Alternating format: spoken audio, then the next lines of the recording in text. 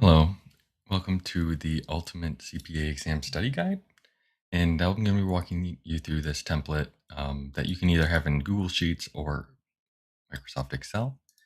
So I'm going to just go through each tab here and then kind of walk through how the template works. It's all formula driven, and just a little bit about myself. I'm a CPA, passed the CPA exams, and truly understand the grueling uh, s- uh, process that it is to take the CPA exam. So anyway, let's jump into it. So here's the just setup tab or the start here tab. Just kind of walks you through how it works, how to set it up. If you have it in Google or Microsoft Excel, you can import it into Google Sheets if you'd like. Most of you will already have it in Google Sheets, so this won't be relevant to you. For this process, I had pulled in information from the 2026 guidance from all the different study materials, whether it's Becker, AICPA, so on and so forth, and NASBA. So we'll talk about it a little bit later, but most of this is all pulled from 2026 guidance to help kind of steer your study materials.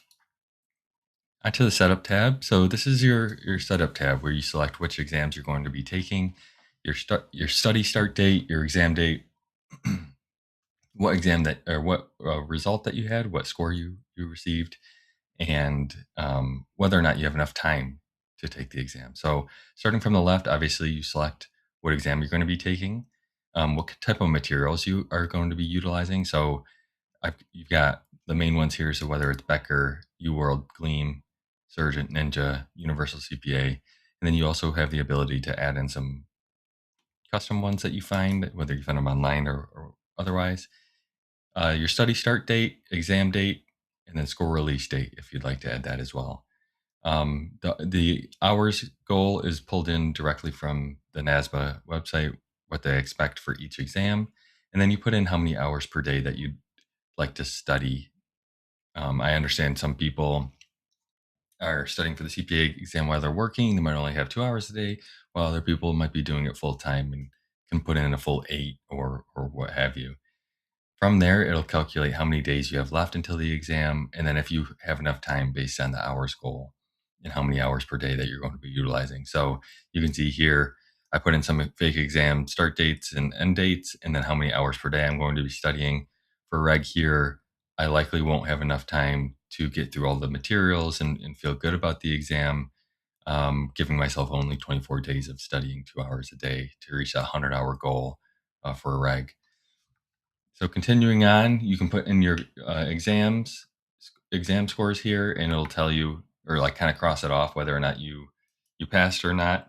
I'll put in the 75 here, passed with a 75, and it'll cross it off for you so that you can get that satisfaction of passing the exam. Moving on to the dashboard tab, this is just kind of an overview on how things are moving along. Let me actually go back and delete this so that you can see the full utilization of the dashboard. So this is just kind of an overview of everything that you've entered into the setup tab as well as the subsequent tabs, and it's just giving you an idea of what you should work on today. So I set up FAR to be studying for right now. It's week one, based on my schedule that I put in. Today it'll update every day. Today you should be working on you know week week one of 8 lectures, area one, financial reporting fundamentals. This is being pulled from a subsequent tab where you enter in your hours that you've worked on that specific exam.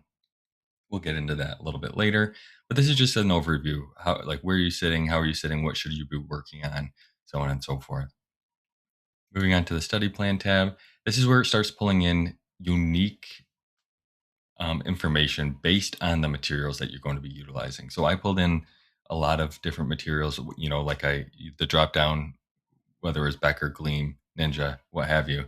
And this will kind of outline what you should be working on each week based on the materials that you're utilizing here. So as you can see, week one, I'm supposed to be working on, because I use Becker, I'm using financial reporting and fundamentals. And it's got information specific to Becker. But if we scroll down here, I had put um, Ninja for ISC. So you can see here, it's got Ninja specific exam materials and study materials. So it'll update based on what materials you're utilizing so that you have a customized process when going through and studying. Moving on to the calendar tab. So this is where it just kind of gives you a visualization of what you should be working on each week.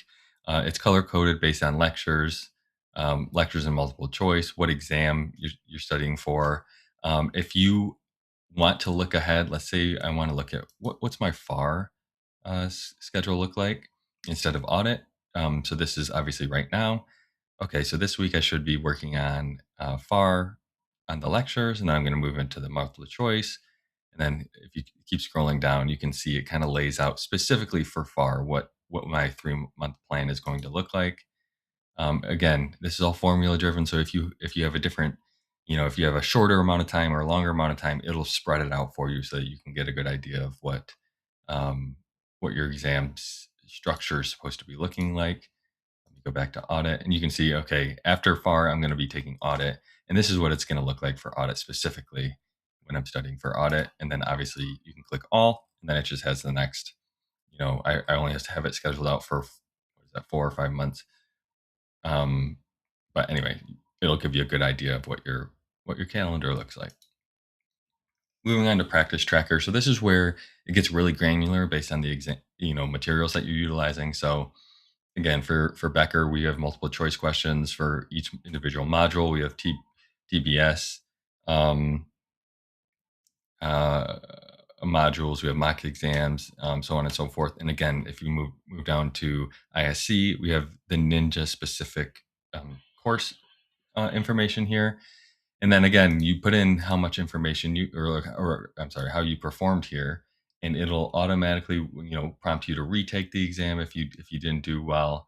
So I put in an exam here that I didn't do well on. It added it to my weak areas, which is the next tab. We'll get into that. And then it suggested that I retake it by June 13th after doing some redoing the lectures, doing some flashcards, what have you. And then once I redid it again and I passed, it cleared it and it marked it as green and ready to move on to the next one. Again, I put in for module 2, I passed it the first time, so it doesn't suggest I retake it. And then module 3, I didn't pass, it suggested me retake it. Moving on to the weak areas, again, this is just kind of where it tracks, some of the modules that you didn't do so well. So if you wanted to go back and look, oh, okay, maybe I should retake some of the F1 and F3 modules just to make sure I have it down pat before the exam. You can do that here. This is where you track your hours. So each day you could go in, you can put in the date, what section you studied for, what you work on, whether it's multiple choice lectures, simulations, flashcards, how many hours you put towards it, and the topics covered, just to kind of keep track of what you're going to be or what you had studied that specific day. And then again, if you go back to the dashboard, this is where it's kind of tracking those hours and pulling that in for you. So you can just kind of see, am I close to that 110-hour goal that, you know, NASBA and AICPA suggest for FAR? Am I close? Am I putting enough hours towards it? And then if you're not on track with the number of hours, it'll actually call it out here and maybe prompt you to put a couple extra hours in over the weekend to maybe try and catch up. And this is the materials tab. So moving on to the materials tab here, this is where it's pulling in all the different types of study materials based on the uh, various study courses. And again, this is where you can put in some additional information. So if you have some other self-study, materials that you found online or what have you, you can add it here, as well as any additional materials that you find, whether it's for Becker or what have you. You can add a row here, and it'll automatically pull in for the rest of the tabs. And this is a blueprint exam. It just kind of or blueprint tab. This is kind of breaks out what's on each exam. So it breaks it out by area, what percent allocation there typically is, just kind of showing the weighting of each topic and how it flows through to the actual CPA exam. Obviously, this isn't hard and fast rule. There, each exam changes, but just to give you an idea of what to focus on if you wanted to, try and weigh your exam study prep a little bit there. So this is the ultimate CPA study exam scheduler. So please let me know if you have any questions, and I hope you enjoyed.